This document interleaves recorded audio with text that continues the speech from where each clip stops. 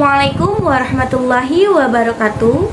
Perkenalkan, nama saya Huri Aprida, mahasiswi semester 6 Universitas Muhammadiyah Profesor Dr. Hamka dengan NIM 1901025220. Untuk memenuhi salah satu tugas mata kuliah saya, yaitu sumber daya dan berkelanjutan, di sini saya akan menjelaskan mengenai kerusakan lingkungan hidup dan solusinya. Mari kita simak bagaimana penjelasannya.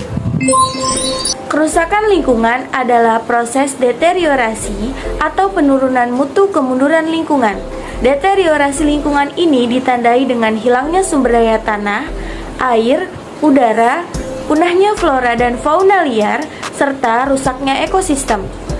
Kerusakan lingkungan bisa berarti pula tindakan yang menimbulkan perubahan langsung atau tidak langsung terhadap sifat-sifat fisik atau hayati yang mengakibatkan lingkungan menjadi kurang atau tidak berfungsi lagi dalam menunjang pembangunan dan berkesinambungan. Kerusakan lingkungan adalah kerusakan yang menyebabkan kerusakan degeneratif lingkungan melalui aset alam seperti air, tanah, udara, termasuk ekosistem, intrusi habitat, pemusnahan satwa liar, dan pencemaran lingkungan. Kerusakan lingkungan hidup merupakan salah satu faktor terbesar yang membuat terkikisnya atau habisnya sumber daya alam di Indonesia. Masalah lingkungan adalah aspek negatif dari aktivitas manusia terhadap lingkungan biofisik. Masalah lingkungan terbaru saat ini yang mendominasi mencakup perubahan iklim, polusi, dan hilangnya sumber daya alam. Gerakan konservatif mengusahakan proteksi terhadap spesies terancam dan proteksi terhadap habitat alami yang bernilai secara ekologis. Permasalahan lingkungan hidup saat ini memang menjadi problem yang paling sering terjadi di lingkungan Indonesia. Permasalahan lingkungan ini bisa disebabkan oleh ciri-ciri manusia sebagai makhluk ekonomi dari beberapa hal, mulai dari faktor alam dan faktor dari manusianya sendiri, sehingga menyebabkan kerusakan-kerusakan alam dan lingkungan itu terjadi. Ada dua faktor yang menyebabkan terjadinya kerusakan lingkungan hidup. Yang pertama yaitu faktor alam, dan yang kedua ada faktor manusia. Faktor alam merupakan kerusakan lingkungan hidup yang terjadi karena adanya bencana alam, seperti banjir, gempa bumi, dan gunung meletus. Tetapi selain karena ulah manusia, banjir juga dapat terjadi karena faktor alam. Misalnya, hujan yang terus-menerus. Curah hujan seperti ini akan membuat sungai meluap atau membuat tanggul jebol karena tidak mampu lagi menampung debit air. Banjir yang sering terjadi saat musim penghujan dapat membuat bangunan dan tempat tinggal makhluk hidup rusak. Lapisan tanah yang subur hilang terbawa air serta tanaman-tanaman rusak. Faktor alam yang kedua yaitu bencana alam gempa bumi. Gempa bumi terjadi karena adanya pergerakan lempeng bumi atau aktivitas gunung berapi dan dampaknya bergantung pada besarnya kekuatan gempa. Gempa bumi akan mengakibatkan banyak bangunan yang roboh, terjadinya tanah longsor, dan terputusnya jalur transportasi. Jika kekuatan gempa sangat besar, memungkinkan akan menimbulkan tsunami. Faktor alam yang ketiga yaitu bencana alam gunung berapi meletus. Saat meletus, gunung berapi akan mengeluarkan abu vulkanik, lava, uap panas, dan material lainnya yang dapat merusak lingkungan. Dampak dari letusan tersebut dapat berlangsung lama bergantung pada besarnya kekuatan letusan. Tetapi saat kembali normal, daerah yang berdampak letusan akan menjadi subur. Letusan gunung berapi akan mengakibatkan gangguan pernapasan, gas beracun, kerusakan lingkungan, bahkan dapat mematikan lingkungan sekitar. Selain faktor alam, faktor manusia juga dapat menyebabkan dampak kerusakan lingkungan hidup. Seperti contoh yang pertama yaitu membuang sampah sembarangan. Saat ini masih banyak orang yang membuang sampah sembarangan, terutama di sungai. Hal ini akan mengakibatkan banjir jika musim penghujan tiba. Dan yang kedua yaitu limbah industri. Limbah industri ini berasal dari pabrik dan rumah tangga. Jika tidak dikelola dengan tepat, limbah-limbah tersebut akan merusak lingkungan hidup. Dan yang ketiga, ada menebang hutan secara liar. Saat ini luas hutan di Indonesia semakin berkurang karena maraknya aksi penebangan liar. Hutan yang gundul tidak dapat meresap dan menahan aliran hujan, sehingga dapat terjadi banjir dan longsor. Salah satu contoh kasus kerusakan lingkungan pada alam adalah kebakaran hutan di kawasan Mamasa. Kebakaran hutan dan lahan terjadi disebabkan oleh dua faktor utama, yaitu faktor alami dan faktor kegiatan manusia yang tidak terkontrol. Dampak kebakaran hutan sangat merugikan pada manusia maupun masyarakat sekitar. Kebakaran hutan dan lahan perkebunan milik warga sekitar juga menyebabkan titik api terus meluas hingga membakar puluhan hektar lahan milik warga. Upaya pemadaman yang dilakukan secara sederhana membuat kobaran api sulit dipadamkan dengan cepat. Kebakaran hutan dan lahan perkebunan milik warga juga menyebabkan titik api terus meluas hingga membakar puluhan hektar lahan milik warga. Upaya pemadaman yang dilakukan secara sederhana membuat kobaran api sulit dipadamkan dengan cepat. Dinas Pemadam Kebakaran setempat telah melakukan tindakan dengan sigap untuk mengatasi kebakaran.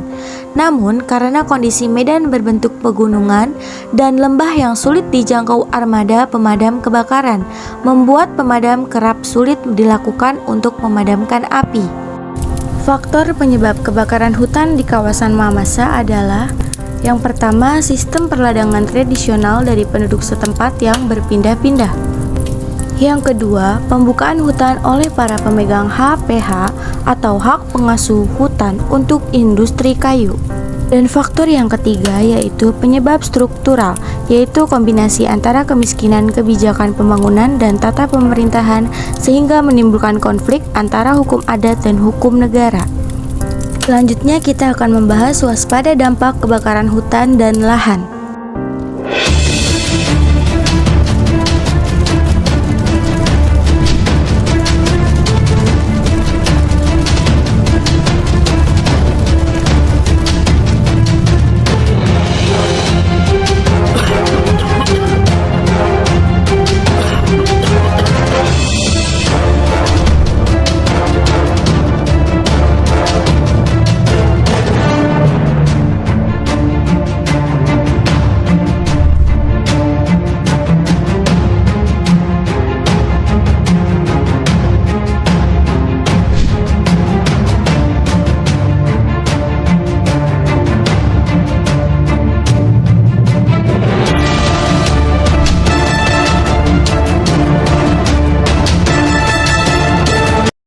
Maka dari itu kita harus siap siaga menjaga hutan untuk mengurangi dampak yang terjadi dari kebakaran hutan sehingga kerugian terhadap kerusakan alam dapat diminimalisir.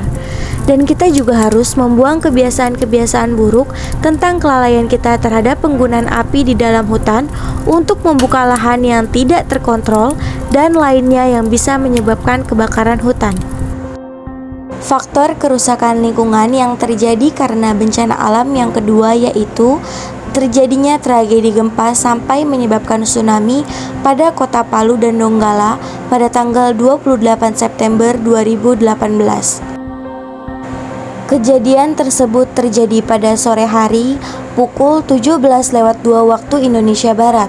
Gempa bermagnitudo 7,4 mengguncang kota Palu dan Donggala. Pusat gempa ada pada kedalaman 10 km. Jaraknya ada di 27 km sebelah timur Laut Donggala.